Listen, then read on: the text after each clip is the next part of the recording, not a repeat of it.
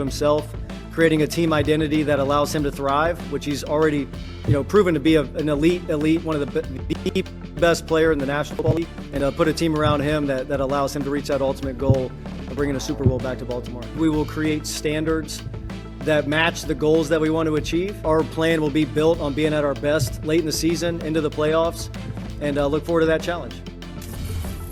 Adam Schefter with us now. He's with us all show. Adam, with Minter being more of a defensive guy, the first big hire certainly will be his OC. What are you hearing there?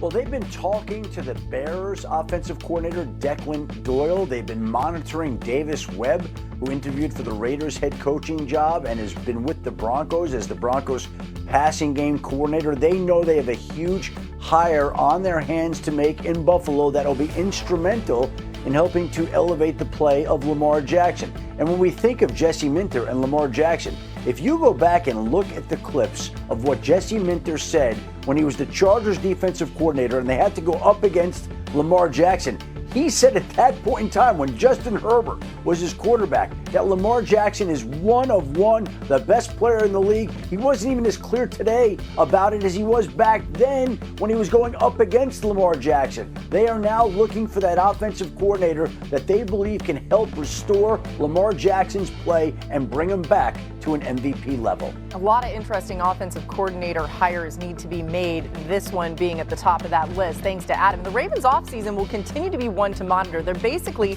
middle of the pack when it comes to cap space, so that's something to keep an eye on for sure with how they use that and where all of this falls. You can see the key free agents there, some things to look out for as you consider where they may go and how they may treat this offseason. So as we continue to look at the Ravens, Stan and J-Mac are here with us for the hour. J-Mac, what should Minter be doing when it comes to that OC hire? You heard what Adam mentioned there, but where do you think they should go? The one thing that we continue to hear from Jesse Minter is relationships. And when you think about that, for the offensive coordinator, the one he has with Lamar Jackson, his ability to communicate with Lamar Jackson is going to be huge. There are a lot of names that have been mentioned. Cliff Kingsbury's name has been mentioned for that job. Joe Brady, before he took the head coaching job in Buffalo, his name was mentioned for that job.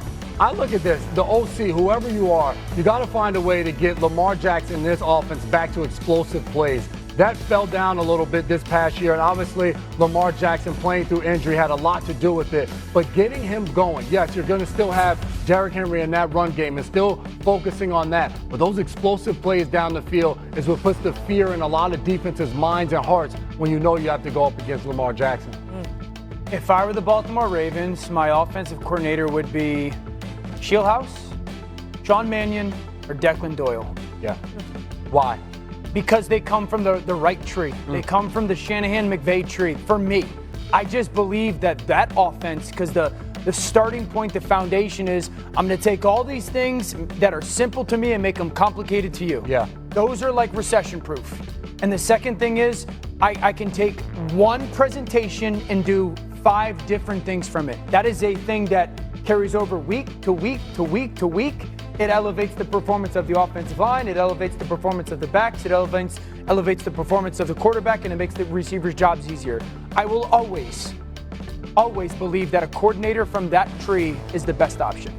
The second thing I'd say is this, and I'd like to get your perspective on it, is I do think Jesse Minter, defensive coaches that are really intelligent and schematically advanced, and I think Minter's one of them, I think they do have an advantage when it comes to picking a coordinator, because it's what offense gives me the most issues. Right. What offense do I not want to to prepare for? What offense do I think is the most difficult to have answers for?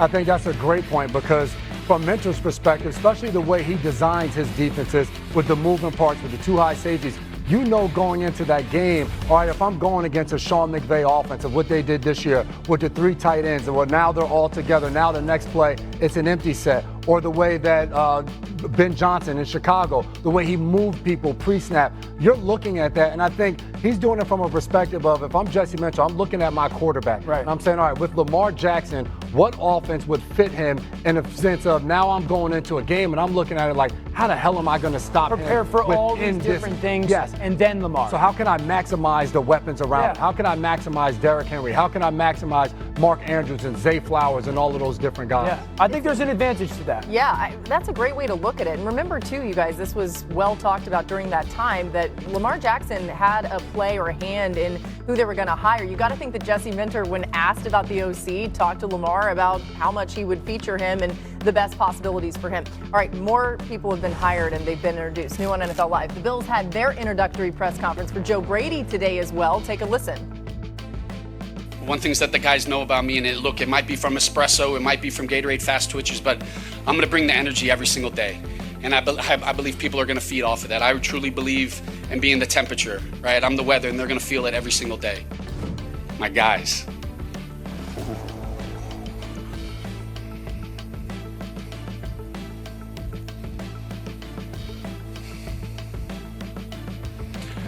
I'm so appreciative of you guys being here today. Ooh, it gives you chills. Just sees how much Joe Brady means to his players and vice versa. Adam back with us. Shefty, kind of the opposite situation what the Ravens are dealing with in Buffalo. They keep the offensive guy for the quarterback. Now they need help on the defensive staff. Any word on candidates for defensive coordinator in Buffalo? Well, Laura, one of the places they're going to look is a popular defensive coach in Denver who used to play in Buffalo, who's interviewing with the Baltimore Ravens, and his name is Jim Leonhard. He is a top candidate. I'm not saying the top candidate, but a top candidate in Buffalo, and you could see how he would fit right into what they're doing. Obviously, Joe Brady's been waiting for this day to take over as a head coach for a couple of years, to where he has thought about what he would do the day he would become a head coach, whenever and wherever that was. Now that it's come in Buffalo, he's had a vision of what he wants to do, and it wouldn't be a surprise if Jim Leonhard fit into that vision and wound up eventually becoming defensive coordinator of the Buffalo Bills. We'll see the direction that Joe Brady ultimately takes it. That'll be the next big, significant hire that the Bills make. But Jim Leonhard would certainly be a candidate that would be near the top of the list for Buffalo. All right, we'll keep an eye on that. We'll talk about it more. But first, Brady jumped on the Pat McAfee show earlier today, talked about how excited he is to get on the practice field. I'm not an offensive head coach. I'm a head coach. And like I just told the guys out there, like I can't wait for the first practice to go out there and Josh to throw a pick and I get to celebrate with the defense. Like I can't wait to be able to talk to our offensive tackles and get do it. Can't wait. I mean, you love it. Dan. Good vibes. We need to hold him to that, though. You offensive guys, he'll say that now, then the defense gets a pick. He's cursing out the offense and making them have to do it. And then it's the fourth day of 2 minutes drill, we pick it off. 3 picks. Run it back. Spoken like a true defensive guy, right? Yeah. We'll definitely check back in on that. Dan, what is going to be the biggest challenge for Joe Brady when he tries to fill out that staff in Buffalo? I think it's making sure that there's people on his staff and really in prominent positions that have experience being head coach. I like that. You know, I think the world of Joe Brady, and I think the world of Jim Leonhard. But I also have to take the step back and realize, okay, if Joe Brady's the new head coach and then Jim Leonhard comes as a defensive coordinator, this is a place in a team that's trying to go to the next level. Neither of those guys would have head coaching experience. There's a lot that goes into that. There's a lot of hurdles and obstacles that you have to try to maneuver. And I'll always go back to talking with some first-time head coaches early in the process and them always to a man saying, there's just so much more that I had to handle that I did not expect. And so, yes, there's different pieces that they have to add, but I think just having experience is going to be really important in some of those prominent roles. Such a good point. And we look to the Super Bowl right now. Seattle, Mike McDonald, second-year head coach. I remember meeting with him in his first year, and he talked about the importance of having Leslie Frazier on the staff, a guy that has been experienced, that has been in the league forever, helping not only with managing everything, but communicating with players. And I think to your point, there's a lot of blind spots when you take over. What I am excited about for Joe Brady, McDermott, when Brady took over, he said the one thing about him is he has a certain level of tough love and firmness that you have to have when you're dealing with the face of the franchise in Josh Allen. And there's a lot of love and respect that those two have to have with one another. What we've seen, the success of their offense proves that that love and respect is there and is flourishing. Now, can he get that to translate throughout the entire team? One of his sayings was, let's just make simple better. How can Buffalo do that and get it to turn into 2 more wins than where they've been under McDermott? And then how much does this fall on Brandon Beane? I mean, you see him there at the press conference right next to Joe Brady. Like, Dan, he's going to have to fill some holes in some key spots. Where would you look first if you're Beane? Yeah, and obviously receiver. They have to upgrade the receiver position. I think they have to get more dynamic and athletic on the defensive side. I have been one person who's been outspoken. I do not believe the roster's as dire as people have painted it out to be. There's some good young defensive players. Cole Bishop really emerged this year. Maxwell Hairston when he played this year. So they're in some cap situations, no doubt. But Brandon Beane's done a good job building this football team. You don't win as many games as they've won having a lack of talent. I just think again, the Joe Brady energy, I have a great appreciation for. Yeah. But I do believe that having a young, energetic coach when things are going great is great.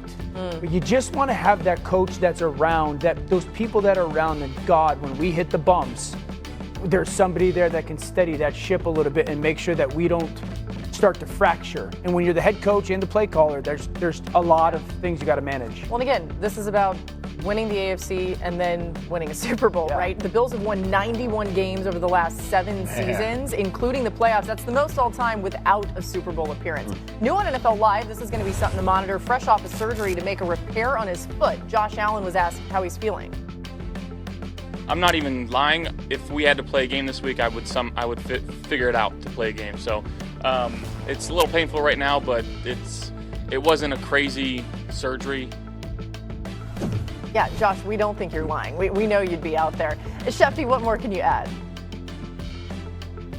Well, amazingly enough, he hurt his foot against the Cleveland Browns towards the end of the season, and so he was playing with that injury into the playoffs. And